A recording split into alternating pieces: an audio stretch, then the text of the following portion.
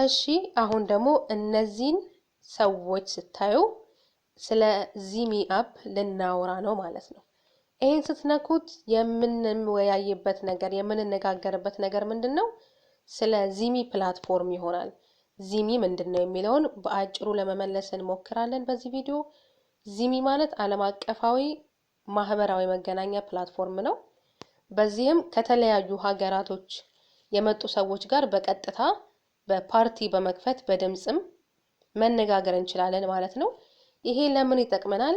ከዓለም ሀገራቶች ካሉ ሰዎች ጋር በመገናኘት የተለያዩ አይነት የልምድ ልውውጦችን እንድናደርግ የባህል ልውውጦችን ማንኛውንም አይነት ኢንፎርሜሽን እንድንለዋወጥና ዓለም አንድ እየሆነች አይደለ? ስለዚህ መረጃዎችን በመለዋወጥ መረጃ ደግሞ በዚህ ሰዓት ገንዘብ ነው፣ እውቀት ነው። በእንደዚህ አይነት መልኩ እየተጫወትን እየተማማርን መረጃ እየተለዋወጥን ምንሰራበት ደስ የሚል ፕላትፎርም ነው ማለት ነው። እንዴት ነው እዚህ ፕላትፎርም ላይ የምንሰራው?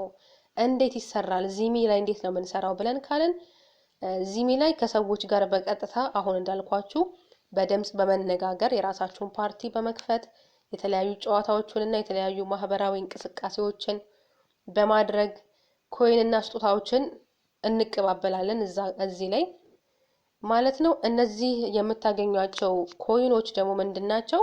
ሲቀየሩ ትክክለኛ ገንዘብ ናቸው ማለት ነው። ኮይን ማለት በሌላ ግልባጭ አማርኛ ምንድነው?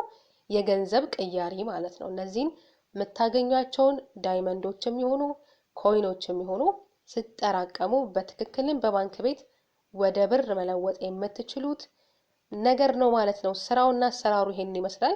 ከዚህ በበለጠ ግን ኤጀንቶቻችንን ማናገር ስለምንችል እዚህ ጋር ብዙም አላብዛባችሁ።